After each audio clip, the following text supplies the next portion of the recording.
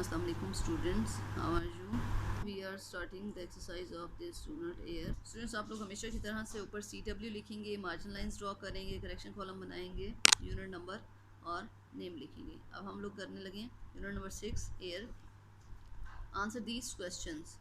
Question number हमारा 1 है, what is the atmosphere made up of. इसका आंसर है the atmosphere is made up of many gases. It contains nitrogen, oxygen and carbon dioxide. It also contains dust particles and germs. Next question है हमारा, which living things add oxygen to the atmosphere. की कौन सी living things हैं जो atmosphere में oxygen को add करती हैं, शामिल करती हैं।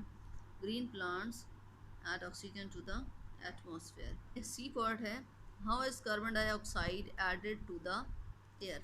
कि हवा में कैसे शामिल होती है carbon dioxide. All living things give out carbon dioxide when they breathe out. जितनी लिविंग थिंग्स हैं वो कार्बन डाइऑक्साइड को गिव आउट करती हैं, यानी बाहर निकालती हैं जब वो सांस लेते हैं। Carbon dioxide is also given out when things burn. जब चीज़ें जलती हैं तो उस टाइम भी कार्बन डाइऑक्साइड जब वो गैस निकलती है।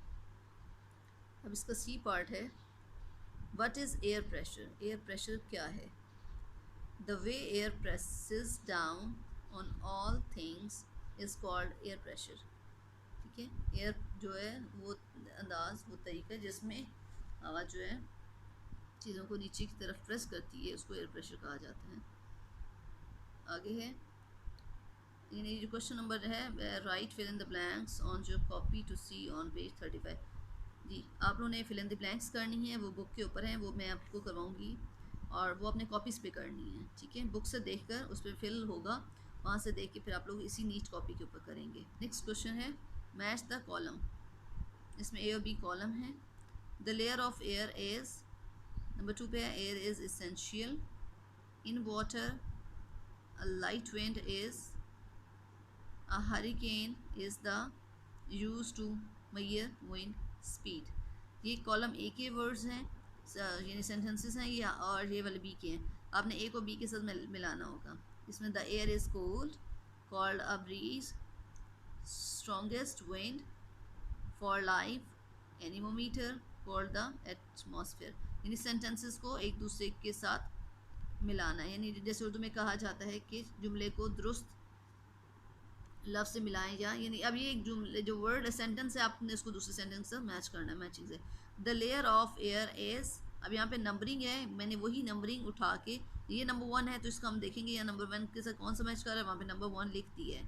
आप भी ऐसे करिएगा, ओके। यानी वैसे लाइनिंग जब ड्रॉ करते हैं तो उसमें वो ऐसे मिक्सिंग हो रही होती है, समझ नहीं आता है। The layer of air is called the atmosphere. ठीक है, नेक्स्ट है, एयर इज़ इसेंशियल, एयर ज़रूरी है, हवा ज़रूरी है किसके लिए, फॉर लाइफ। नेक्स्ट है, in winter the air is cold. Winter में क्या होता है, हवा ठंडी होती है, एयर कोल्ड होती है। नेक्स्ट है, अ लाइट विंड इज़, अब जो हवा हल्की हवा होती है उसको क्या कहा जाता है, कॉल्ड अ ब्रीज, उसको ब्रीज कहा जाता है। A hurricane is the strongest wind, जो हरिकेन होती है उसको स्ट्रॉन्गेस्ट विंड्स का नाम दिया जाता है। Used to measure wind speed, अब विंड स्पीड को जो मेजर करने के लिए चीज़ यूज़ होती है वो कौन सी है, anemometer. Okay, now come on book page 35, fill in the blanks to complete the statements. आप लोग ये बुक पे भी फिल करेंगे, लेकिन आप लोगों ने इसको कॉपीज़ पे करना है। ठीक है, write on your copies this fill in the blank. The layer of air, so the layer of air around the earth is called the dash atmosphere. Okay, ATMOSPHERE. B part है, the atmosphere is more than dash kilometers deep, 1000 kilometer. C part है, all living things breathe out dash gas, कि जितने भी living things हैं वो कौन सी gas को breathe out करती हैं, बाहर निकालती हैं, carbon dioxide, CARBON, carbon, DIOXIDE, carbon dioxide. Next D part, in summer the air is warm. E part, in the rainy season the air contains a lot of water vapor, VAPOUR. Vapour है। Next F part है, warm air is lighter then dash air cold air, कि जो गर्म हवा है वो ठंडी हवा से ठंडी हवा से हल्की होती है। जी पार्ट है, moving air is called dash wind. H है, a light wind is called a breeze. Next है I, a dash is a strong wind, a gale is a strong wind. J है, a dash is the strongest wind, a hurricane is the strongest wind. HURRI Hari, CANE cane.